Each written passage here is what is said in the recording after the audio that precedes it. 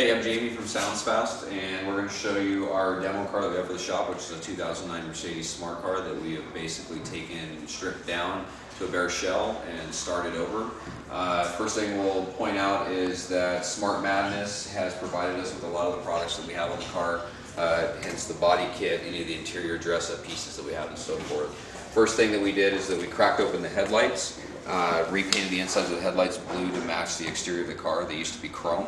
We also added 2 sets of Vision spot LED fog lights, one fog, one driving. Nice thing about those is they connect together so we can have multiple lights on one panel. All the gloss black that was on the car is now flat black, starting with the grille, the frame area of the car. We also took the TSW wheels and painted them to match the interior, or excuse me, the exterior of the car, including making our own center caps with our logo on there as well. As you can see, again, it's got the body kit throughout. And like I said, anything that was gloss black has now been flat blacked as well. Alright, now we're going to show you the back of the vehicle. Before we go inside the vehicle, we'll show you some of the modifications that we've done back here. Again, the gloss black has been painted flat black up top. The body kit from Smart Madness is applied to the bottom. The exhaust system is a hand-built one-off exhaust system from Shane at Custom Exhaust Specialties here in Bend, Oregon. We wanted the tip to completely fill up the opening, so he physically hand-built that tip for us. The laser diffuser for the rear of the car for the Escort 9500 Ci is right here, flush mounted into the license plate. The rear view camera for the previous Kenwood navigation system is also flush mounted as well. We are working on a way to get that integrated into the iPad as well. So now we'll take you inside the vehicle.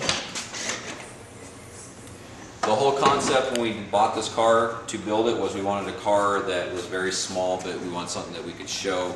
We could do a full-blown audio system without taking up any space. Plus we wanted a car that would fit actually through the front doors of our showroom so we can put it on the floor in the wintertime. So as you can see, there's no subwoofers or amplifiers or anything back here. What we did for the amplifiers is we have 2 Rockford Power T400.2s built into the custom display that's in the factory storage compartment in the tailgate. One 400.2 is running the Hertz high energy HSK 165 components up front. The other one is bridged mono to a JL Stealth box that has an 8W3, which is up in the passenger side of the dash. And then all of the connections and wiring and so forth was provided by Connection, which is out of the Audison and Hertz line. Processor is a Audison Bit 1 that we built into the driver's side rear side panel. Brian, our head tech, built the trim panel onto the factory panel so it's removable. That makes it so we can easily service it, as well as our USB cable that we need to access to do all the tuning and so forth is behind that panel. When we need to tune the car, simply flip the stock clips, pull the panel off, and then we have access to the USB cable. As you can see on the inside of the car also, we've rewrapped the whole interior in blue and gray suede. The car used to be red on the inside. The red no longer. Everything is done in either blue or gray suede, or we painted the interior panels blue. Now we'll take you into the actual iPad installed into the vehicle. We know other shops have done this as well, and they've done great jobs with it. We've just decided to do a finished deal where we're going to have some more things integrated into it as well. So you come inside, you can see where we've completely rebuilt the dash to fit the iPad.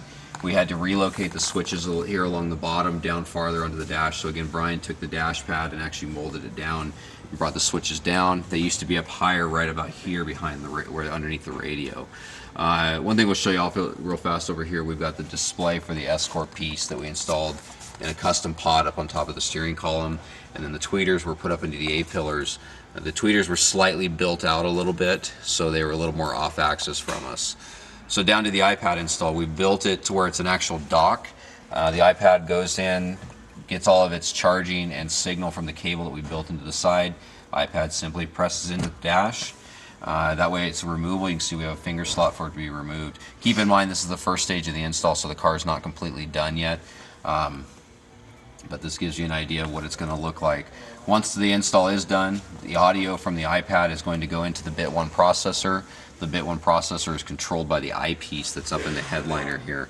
This eyepiece will control volume, sub-control, as well as allow us to choose which EQ curve that we want to use. Other than that, through the iPad, we will actually have our Pandora, we'll have our iTunes, we'll have YouTube, as well as we'll be able to surf the internet. This currently is just a standard 16G piece. When the 3G piece becomes available here in the next couple of weeks, we'll be switching it out with this one, so we'll have full internet capabilities in the car as well. So that's our iPad install. This is the first segment of it. Once it's done in a couple days and actually up and running, we'll post you another video.